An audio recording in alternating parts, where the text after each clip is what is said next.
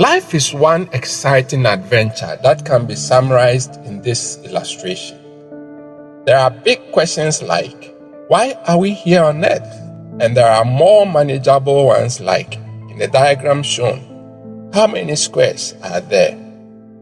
In other words, how many squares can you make out in total? Each of us can answer this easily, right? I want you to write down your answer. By the way, some of the images used in this presentation were downloaded from the internet, especially the pexels.com photo sharing site, and I give credit to their respective photographers. So, how many squares are there? Well, most people get 16 as their answer. So, if you got 16, you are like many others, but you could do much better. Surprised? Some get 17 and a few get 21, and that's at least better than the 16 answer majority of people give. Just about 1% of people surveyed get the best answer, 30. Yes, it's possible to make out 30 squares, and I'll be showing all of them to you in due course. The results of this exercise reflects what happens in all aspects of our lives.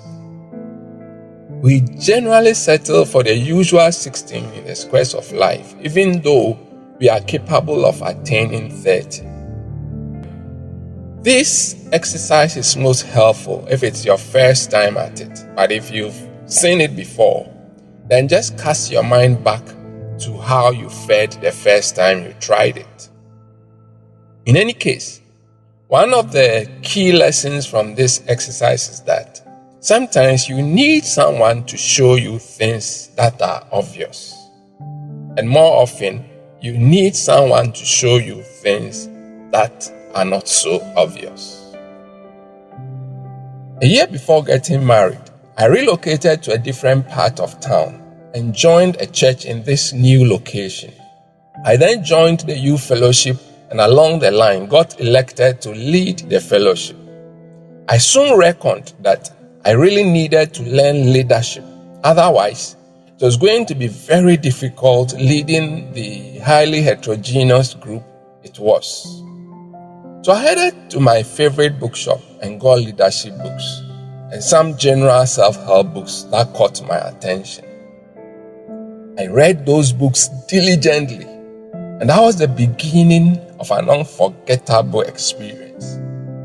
It was as though I was receiving education afresh. I can boldly say that the education I received from reading those books was as valuable as the education I had received in my 6 years of university education, and in some cases, even more valuable. One of the most shocking discoveries that actually marked a major turning point in my life and career was Harvard University's sad finding about education that points to the fact that formal education is able to harness up to only 22% of people's true effectiveness and greatness in life. In essence, education and schooling are not the same thing. Why hadn't anybody drawn our attention to this fact that formal education harnesses so little? And why hadn't anybody drawn our attention to self-help books while in school as part of our education and emphasized their equal importance as the mainstream courses that were being taught? And if what the mainstream educational system teaches is able to harness up to only 22% of people's true effectiveness and greatness in life, how can we harness the remaining 78% and get more people to be truly or fully effective and truly great? Well, it was better late than never, so the book corners or sections became my favorite places in the supermarkets. There was a time I went to the supermarket supposedly to buy baby stuff for a little girl, and I ended up buying books rather than some of the baby stuff I was there to buy. It was that crazy. Within a couple of years, I bought and read more than 100 self-help books. Some of them I read over and over again, in addition to the Hebrew, Greek enabled Bible. And the researching or learning has continued since, especially focusing on human and organizational performance improvement techniques and strategies. On the average, I was sleeping for only 4 hours a day. It's been that intensive. I felt that my greatest contribution towards the development of humanity, especially Ghana and Africa, was to share my findings. I was thus moved to collate the best and the most effective principles, techniques, and strategies that can harness the true or hidden potential of any individual or group of individuals, no matter the person's background and current circumstances. That is, irrespective of a person's age, gender, looks, financial resources, educational background, and so on. I call that Zen for Life. It took more than 7 years of intensive research and development on my part to collate those amazing principles, techniques, and strategies that constitute Zen for Life. And I keep improving them because I want Zen for Life to be current and remain the best in the world. To date, I have covered more than 1,000 self-help volumes by way of books, articles, audios, videos, and so on, just to keep Zen for Life current, relevant, and the best. I'm thus truly excited to do this presentation from a rich pool of rare and privileged resources and experience. The title, 4 Habits That Make Life Difficult, clearly suggests that life can be tough. Indeed, life is tough for most people. Most of the issues are not openly discussed, but come up in people's prayers or when they are in sessions with their pastors, consultants, and other potential helpers. The following startling examples will give you an idea of the gravity of the problem. Job dissatisfaction is widespread. Indeed, if you randomly select 100 people and ask about their work life, it should not surprise you to note that 82 of them, that is, a whopping 82% of people, will not be enjoying their work life. Well, of all the people that go to work every day, only 18 out of every 100, a meager 18% of workers, really feel good about going to work. A whopping 82% of people harbor some apprehension when going to work and wish they didn't have to go to work. This is a major source of stress and ailments. Indeed, not too long ago, the BBC announced that work-related stress disorders had been on the increase. Suicides in life confirm that life is indeed tough for some people. For several years, Matthew Warren, the son of a world-renowned evangelical pastor, faced mental health challenges and eventually committed suicide in 2013. May his soul rest in peace. Following his son's demise, Rick Warren, who is also author of an international bestseller, A Purpose-Driven Life, on returning to the pulpit after 16 weeks break, had this to say: in spite of America's best doctors, meds, counselors, and prayers for healing, the torture of mental illness never subsided. Today, after a fun evening together with Kay and me, in a momentary wave of despair at his home, he took his life.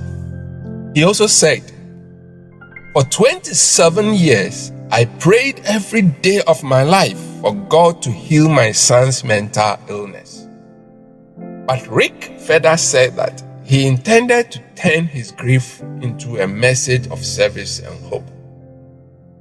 In 2014, a rich and famous actor and comedian, very good entertainer as that, Robin Williams of Mrs. Doubtfire fame, committed suicide.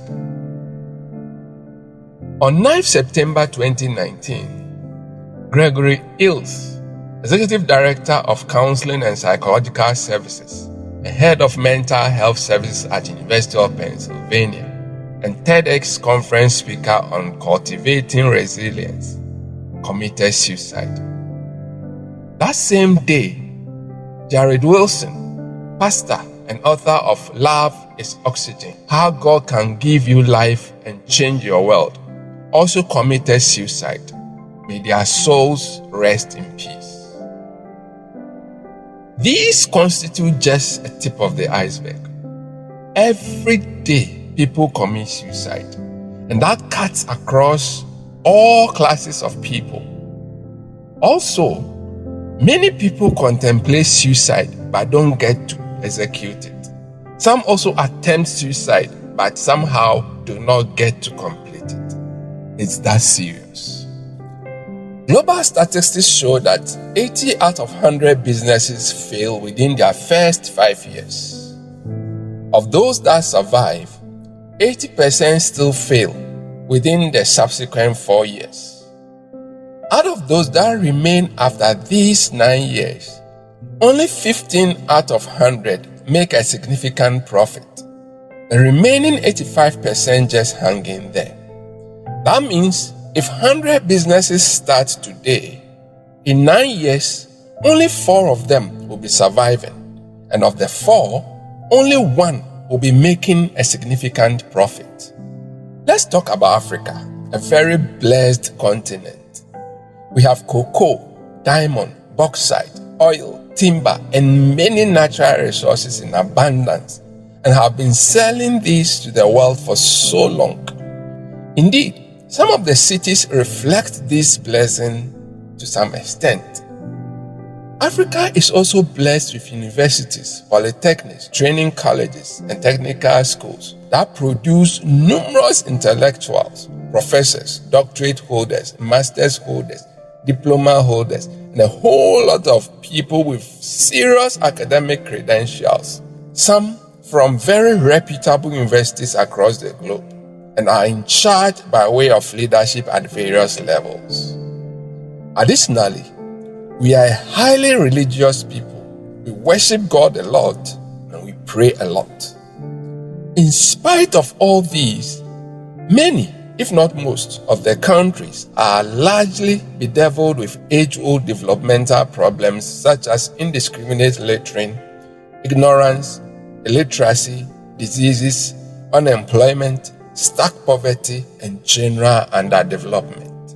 In summary, there is generally extremely low productivity, and most people are not truly fulfilled in life. All these happen because of the 4 habits that make life difficult. The first being the processionally caterpillar syndrome.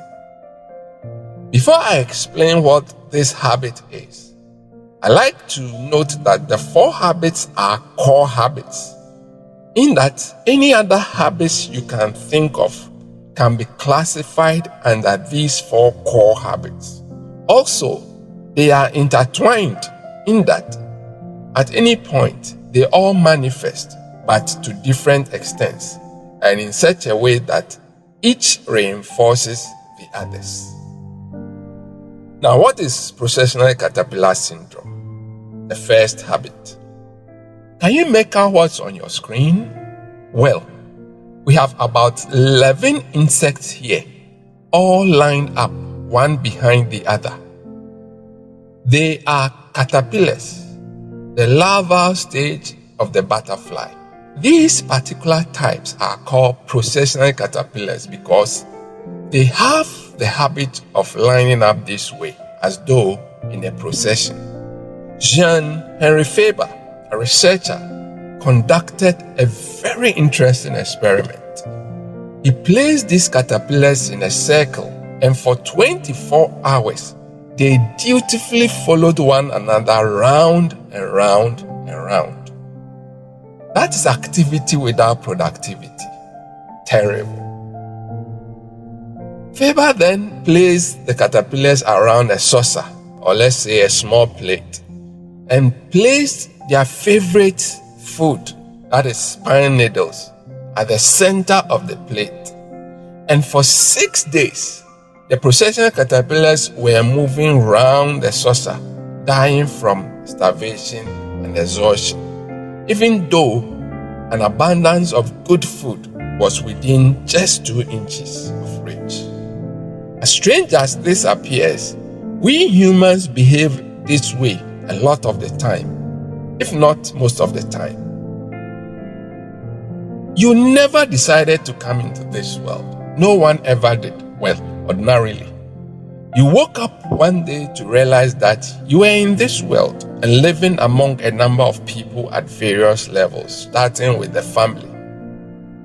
Though you were born with certain instincts, for instance, the instinct to cry, crawl, imitate, be inquisitive, and so on, much of what you know now and the things you are able to do have been by means of elaborate learning processes delivered to you by people within the 7 pillars of culture, namely family, religion, education, arts and entertainment, news, business, and government.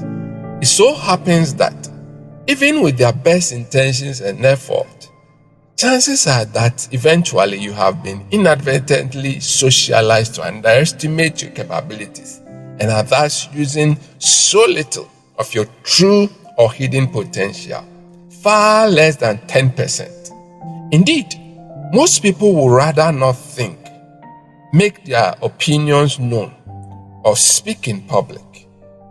Interestingly, among adults, the fear of public speaking is ranked above the fear of death.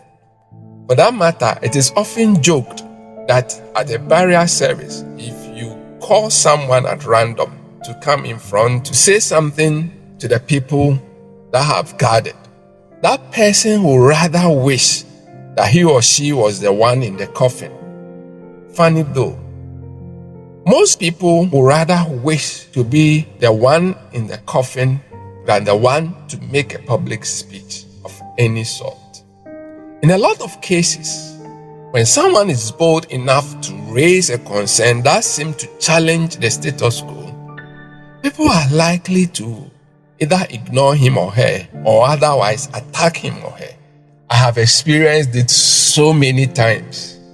James chapter 1 verses 22 to 25 inspires us to continue to look into the mirror so as not to forget how we look like and make it a point to do something positive about how we may be looking like.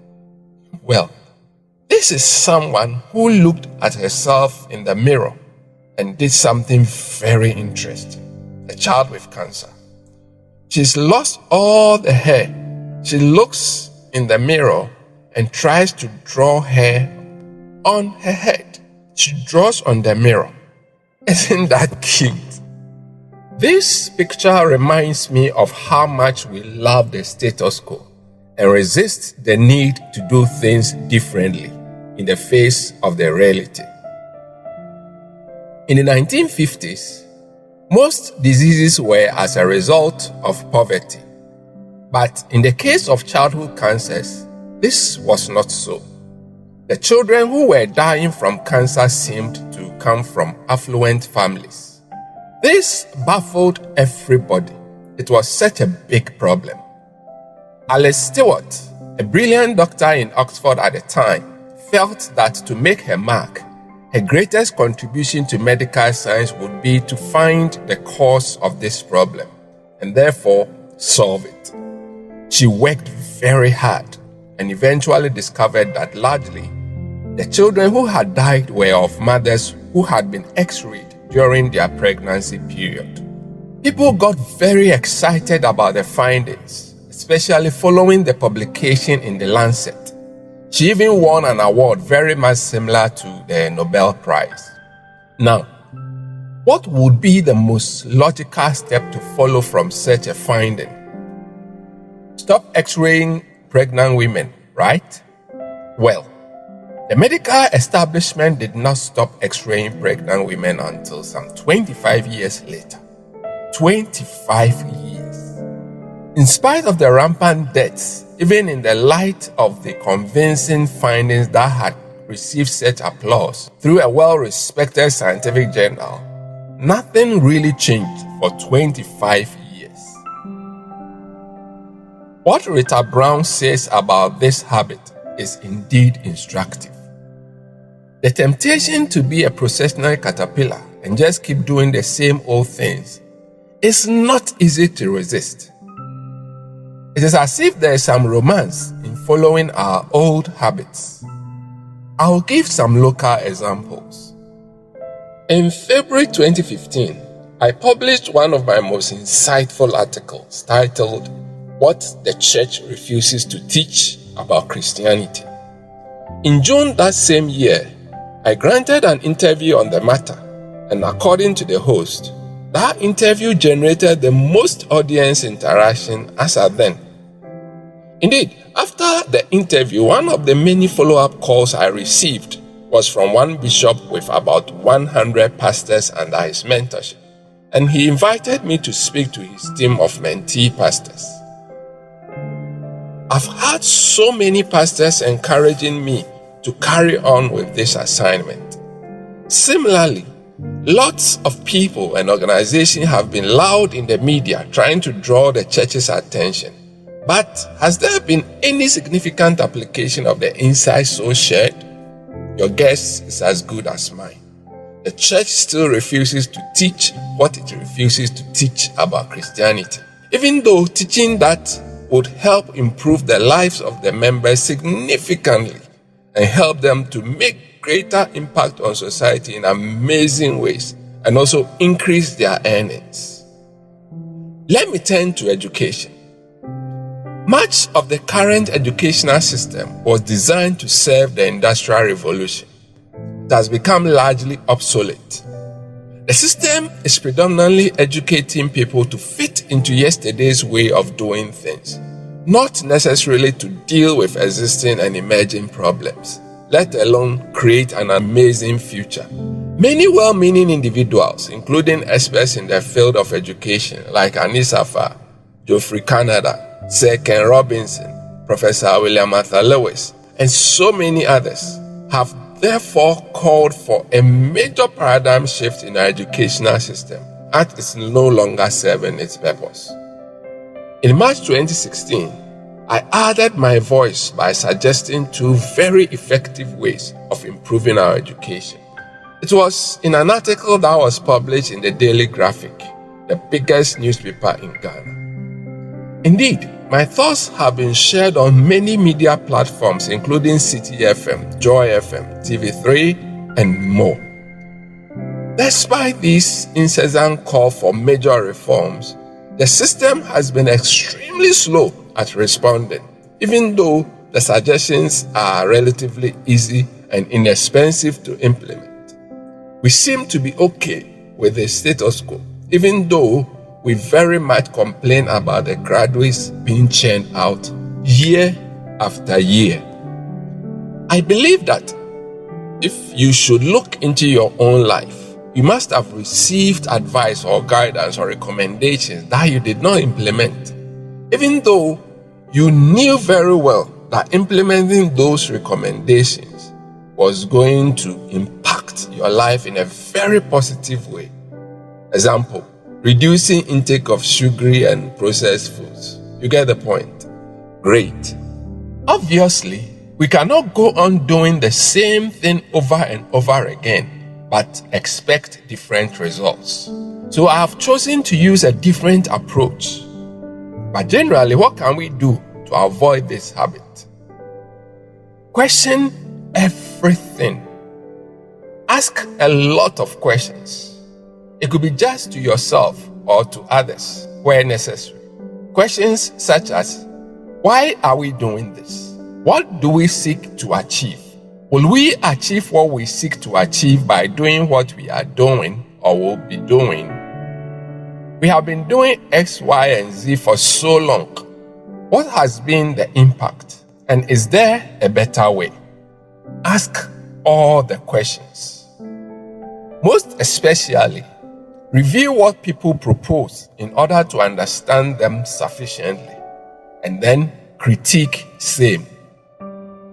When your findings are persuasive, publish them, speak about them, or write about them. Let others know your considered opinion or position.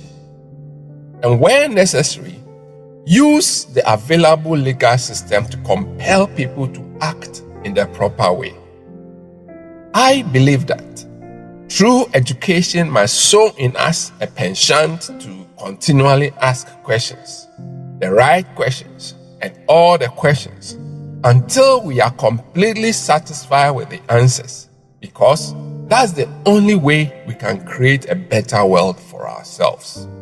I agree with Albert Einstein to a very large extent that the world is a dangerous place, not because of those who do evil, but because of those who look on and do nothing.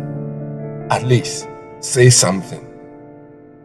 When you get great insights like I'm sharing with you today, analyze, but don't overanalyze. When your instinct tells you it is right, adapt early and evolve quickly. This is a law of nature. I will paraphrase it and say that it is not necessarily the strongest nor the most intelligent that survives life's demands, but those that readily adapt to changes.